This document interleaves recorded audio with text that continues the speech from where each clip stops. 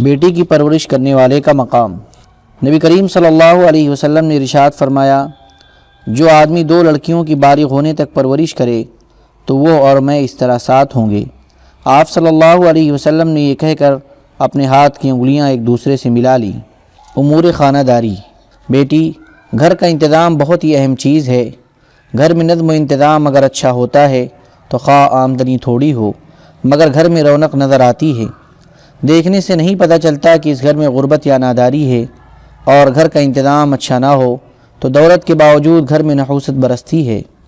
ہم نے ایسے گھروں کو دیکھا ہے جہاں مال و دولت کی فراوانی ہے، لیکن گھر کی عورتوں میں انتظام کا سلیقہ نہ ہونے کی وجہ سے ان گھروں کی حالت غریب گھروں کی حالت سے بدتر ہے۔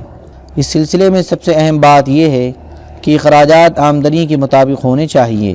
آدمی یہ دیکھے کہ کہاں کہاں خرچ کرنا ہے اور کتنا خرچ کرنا ہے۔ زندگی کی مختلف ضرورتیں ہیں۔ اب اگر آدمی کسی ایک ضرورت میں دوسری ضرورتوں کا لحاظ کیے بغیر زیادہ خرچ کرے گا تو دوسری ضرورتوں میں اسے دشواری کا سامنا ہوگا۔ یا تو وہ ضرورتیں رہ جائیں گی یا پھر صحیح طور پر پوری نہ ہو سکیں گی۔ ضرورتیں بے شمار ہیں، ان کو تحریر میں نہیں لایا جا سکتا۔ ہر آدمی کو اپنی موٹی موٹی ضرورتوں کا اندازہ خود رکھنا چاہیے اور آمدنی کو مناسب انداز میں ان ضرورتوں پر بانٹ دینا چاہیے تاکہ ساری ضرورتیں پوری ہوں اور ان میں سے کسی کا بھی حرج نہ ہو۔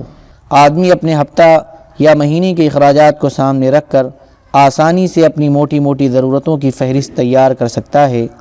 یہ فہرست آدمی کے لیے بڑی مددگار ثابت ہوتی ہے۔ آدمی کو کسی ضرورت میں خرچ کرتے ہوئے درمیانہ انداز اختیار کرنا چاہیے۔ خرچ میں نہ تو اتنی زیادتی ہونی پائے کہ وہ آمدنی سے بڑھ جائے اور نہ ہی اتنی کمی کی جائے کہ نوبت کنجوسی تک پہنچ جائے۔ قرآن پاک میں فضول خرچی اور کنجوسی دونوں کو برا بتایا گیا ہے۔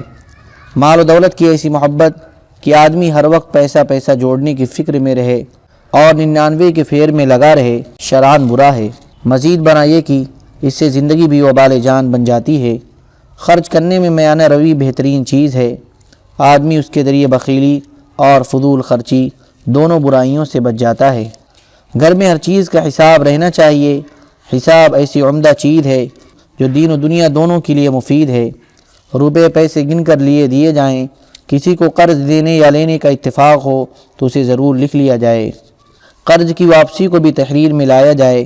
اسی طرح دھوبی کو دھلائی اور پریس کے لیے کپڑے دیے جائیں تو بغیر لکھے نہ دیے جائیں۔ گھر کے انتظام اور امور خانہ داری کا ایک اہم حصہ گھر کے ساز و سامان اور فرنیچر کی ترتیب ہے۔ گھر کے ہر سامان کی ایک جگہ ہونی چاہیے، پھر جس کی جو جگہ ہو اسے وہیں رکھنا چاہیے۔ فرش، پلنگ، چارپائی، چوکی، صوفے، کرسیاں اور سردی گرمی میں استعمال ہونے والے مختلف قسم کے فرنیچر اور ساز و سامان سب اپنی جگہ رکھے جائیں۔ کوئی سامان اگر کسی ضرورت سے اپنی جگہ سے ہٹایا جائے تو ضرورت پوری ہونے پر فوراً اپنی جگہ پر رکھ دیا جائے۔ اسی طرح گھر میں استعمال کے برتنوں اور روزمرہ استعمال کی چیزوں کو مرتب انداز میں سلیقے سے رکھنا چاہیے۔ ایسا نہ ہو کہ لوٹے ایک طرف لڑک رہے ہیں، ڈونگے اور رکابیاں کہیں پڑی ہیں، دیگچیاں دھوئی بے دھوئی رکھی ہیں جن پر مکھیاں بھنبھناتی ہیں، پانی کے برتن کھلے رکھے ہوئے ہیں جن سے کوے اور دوسرے پرندے پانی پیتے ہیں اور بیٹ کرتے ہیں۔ کپڑوں کو ہمیشہ تہہ کر کے رکھو، ایسا نہ ہو کہ ادھر ادھر بکھرتے پھریں۔ بعض کپڑے ایسے ہوتے ہیں کہ ان میں جلدی کیڑے لگ جاتے ہیں، ذرا سی بے توجہی سے وہ خراب ہو جاتے ہیں، ان کا رنگ اتر جاتا ہے۔ ایسے کپڑوں کا خاص خیال رکھنا چاہیے۔ نظم و انتظام اگرچہ فطری چیز ہے لیکن کوشش کا بھی اس میں بہت دخل ہے۔